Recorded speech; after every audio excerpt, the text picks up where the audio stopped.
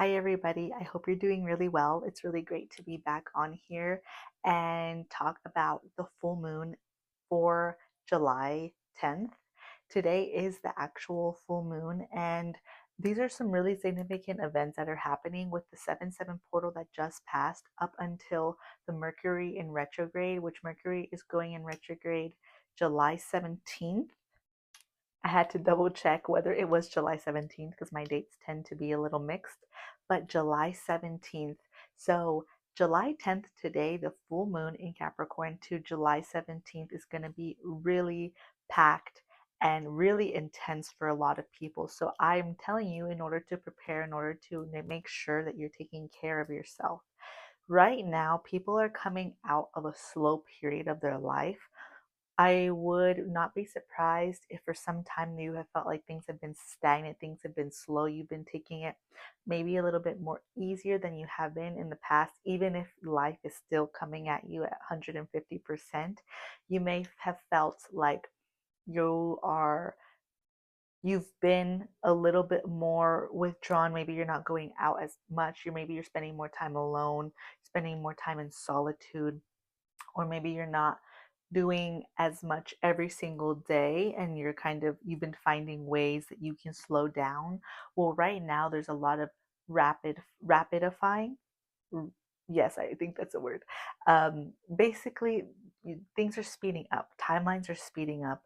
You may feel more called to doing more in things intensely. So whether that's working out more intensely or packing your schedule with more things, or maybe you just get a lot more clients at this time, or you're taking on more shifts at work, or additionally, you have more opportunities to be out and about and be in community.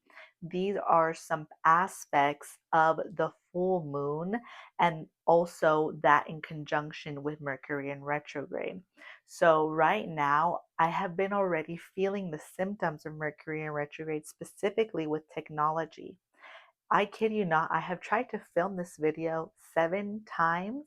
And when I was filming a reel for Instagram, I still have not uploaded that Instagram reel because I've attempted to film it 10 times and I've had a lot of issues. I've had to resubmit a lot of things through email.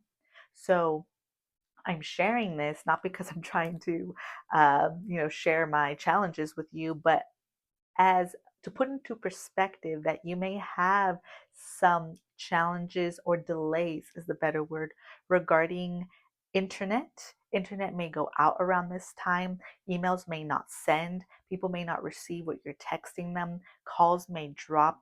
There's more like a higher likelihood for miscommunication. So these are aspects of Mercury in retrograde and what we identify as understanding is so important during Mercury in retrograde and the time leading up to Mercury in retrograde to not sign contracts, or to do so as soon as you can before July 17th hits. Of course, if you do sign contracts during that time, just prepare yourself that there may be some delays, there may be some challenges, but that doesn't mean that your money isn't gonna go through, or you're not gonna get the work that you were contracted for, but you may have and experience delays. That and communication and internet, all of those together are just going to be really wobbly, really mixed up. I want to go back to the the full moon in Capricorn. So Capricorn is a very fiery energy. It's a very spicy energy. So what is it that we're learning during this time? Well, we're learning to shed egoic ways of embodying communication and embodying relationships. So what is ego in the relationship? How does it come up? How does it manifest? And the ways that ego manifests in relationships is wanting to always be proven right, wanting to constantly be validated, wanting to only see our side of things, feeling like somebody did us wrong and therefore we're angry, not because they did us wrong per se, but because we feel like our ego was bruised. We feel like, or we felt like we were vulnerable with somebody and then there was a mistrust that happened, and therefore we feel more embarrassed for being vulnerable, as opposed to just seeing things.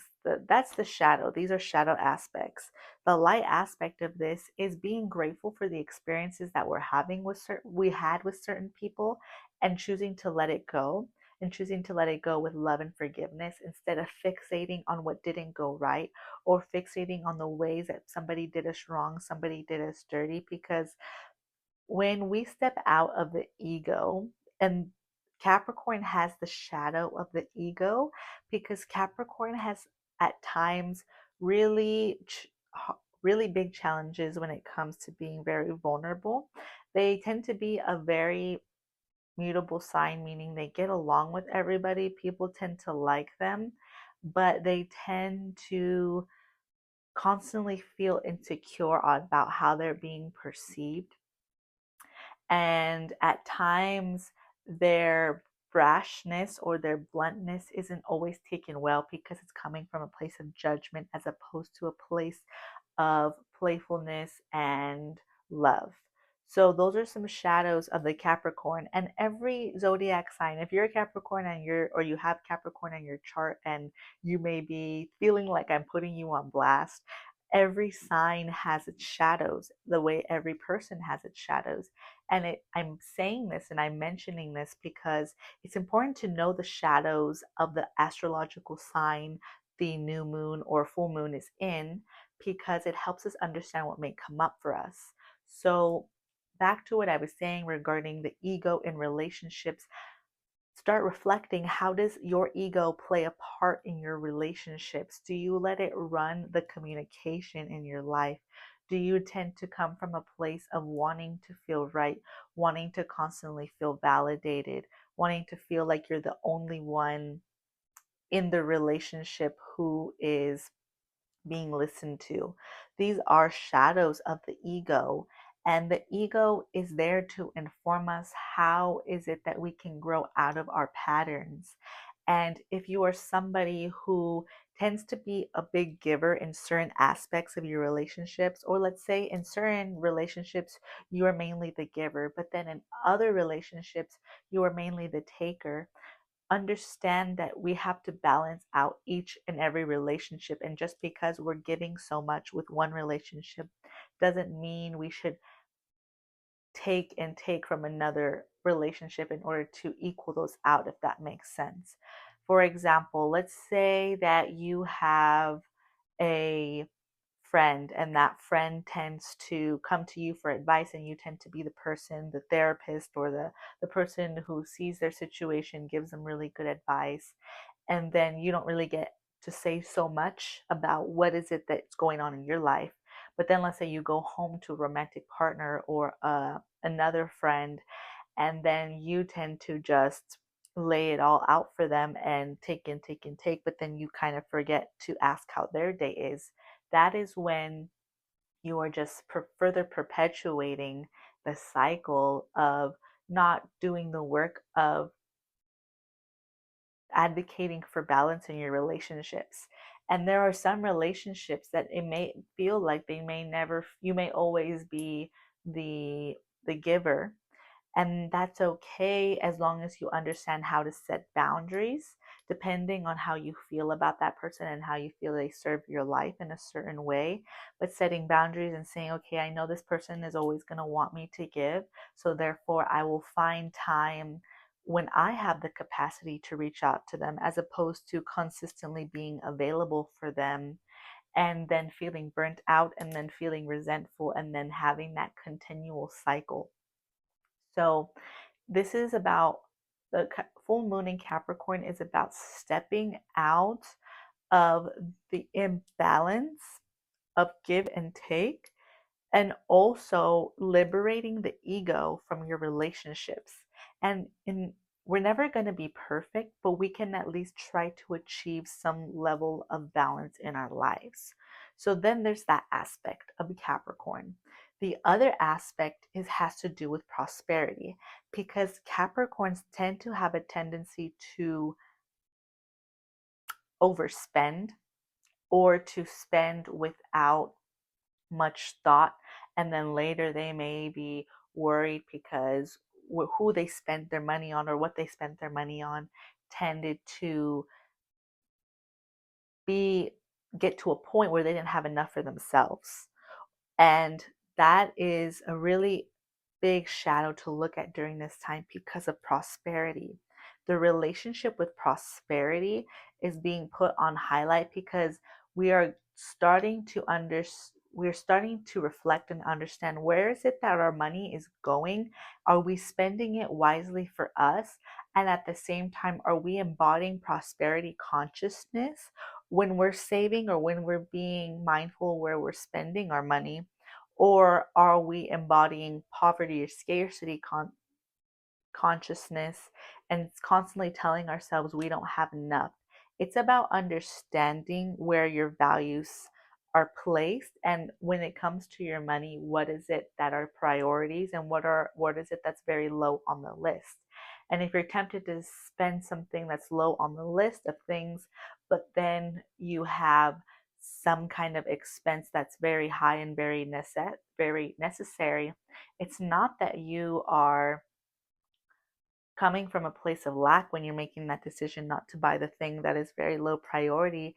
It's just that you're understanding that you're preparing yourself for a balanced, again, I keep getting the word, a balanced relationship with money, and understanding that it's okay to pull back at times and not feel like you are you are in poverty. So, and if for some reason you constantly feel like you never have enough, that is another conversation, because what thoughts are perpetuating that, what behaviors are perpetuating that, and what past energy patterns have you been in, whether it's from a childhood or parent or something that you were taught along the way that you are still releasing, because we are meant to be wealthy. It's our divine birthright to be prosperous, to be abundant. But it takes time to go through this matrix, to go through this game of life and understand that our thoughts reflect our reality. And sometimes, let's say, you're not completely where you're at, where you want to be when it comes to your prosperity, your abundance goals, but you're happy and you feel fulfilled. That is something to be proud of, because wealth is not just material, it is also physical, emotional, and mental. So if you have certain aspects of wealth, you're feeling happy, you're feeling aligned, but you're still working on material wealth, well, that's a really great place to be, because you've gotten and secured these other aspects. And when you are grateful and you focus on what you've accomplished up to those points, you then can transfer that energy to material wealth and eventually secure that. But understand that it takes time. There are some of us, it's in the cards to, win the lottery overnight, to wake up one day and all of a sudden we have X amount in our bank account. And that doesn't mean, if we're not technically on that path, that doesn't mean we're going to get blessings along the way. And that doesn't mean there's not so much to be grateful for, because all of us have something to be grateful for, even if it doesn't feel like it. So when we surrender to where we're at in that moment, we can move out of the discomfort, and then we can move into trust that it's going to work out. But when we balance trust with action and following divinely guided action, such as, you know what, I'm going to work on my website today, or today I'm going to go out and about and try to network or go to places where I think I can meet really great people, or maybe I'm going to ask for that raise or ask for that promotion. Those are all things that are self advocacy, and that advocacy is coming from a place of feeling worthy of prosperity, of material prosperity, and feeling like we are enough and that we love ourselves enough to ask for more from the universe. Because such one of my favorite quotes is that the universe is not on a budget. That we can ask everything and anything from the universe. There's this infinite amount of resources. And when we walk away from the idea that if we're doing well, if we're asking for money, there's somebody who needs it more than us, that is just not, that is not right. For that is genuinely not right, because we have to be able to move beyond the idea that our happiness takes away from somebody else's, or our prosperity takes away from somebody else's. Because when we're working on ourselves, when we're solely focused on ourselves, meaning we're working on our growth, we're trying to get our material wealth up, etc., we by proxy give other people the chance to come up with us, to work on theirs and to meet us where we're at. And if we feel like there's guilt within us for being prosperous, it's a normal and natural feeling, because we're considerate human beings. And at the same time, we have to rise above that and understand that everybody is where they are because of whatever they're consciously or subconsciously in, interacting with every single day. So, whether it's their own thought patterns, their own growth, remember that we have to honor everybody's sacred journey. And if it doesn't look exactly like ours, that's okay. We can't bring other people with us. We have to see if they want to come with us or not. We can't force growth for somebody else, but instead, all we can control is our own. And when we focus on ourselves, we then raise our vibration and affect the collective. It's all connected to collective vibration and how we can rise above and be in a high vibrational state. And I want to make it clear here that it doesn't mean that we can't share our resources or share our abundance. That is so important. That's one of the most important principles of having material wealth, is understanding how to share it, understanding that we don't need to feel that greed is not what's going to make us feel truly wealthy, because greed comes from the idea of feeling lack. So when we share our resources, we are able to increase our abundance tenfold, because we're helping somebody out that eventually will eventually choose the path that is best for them, or that is best for them. And we're all a community here. And when we see people as our friends, our brothers, our sisters, our siblings, even if they're a stranger, we're able to be a much more compassionate person. So I really went deep on the full moon in Capricorn. And these are all themes that are leading up to Mercury in retrograde, because I'm going to take some time here and talk about Mercury in retrograde. Mercury in retrograde, I'm already laughing because it's going to be interesting. Mercury in retrograde lasts from July 17th to August 11th. I see so much happening during the Mer- retrograde in Mercury retrograde. See, I'm already like getting tongue twisted, because communication is just going to be challenging, and we have to be patient. Patience is a key word during this time, because it's so easy to light the fuse of our anger. It's so easy to just be like, forget it, and get upset and get overwhelmed. But when we stay centered every day, I recommend from this day forward, find 10 minutes every day and get centered, whether that's affirmations, meditation, playing with your pet, connecting to a tree, just sitting in silence. These are aspects that we can prepare mentally for some of the turmoil that I see can come about during this time. This is also in conjunction of really amazing opportunities, because I see that people have the opportunity to meet their partner during this time, if they're looking for a financial partner or a romantic partner, or just like somebody that they could really be really great long-term friends with. I see community being really strong during this time, but in conjunction with that, there will be a lot of trials and tribulations, because the universe, creator, God is going to continue to ask us, are you going to stay in your faith?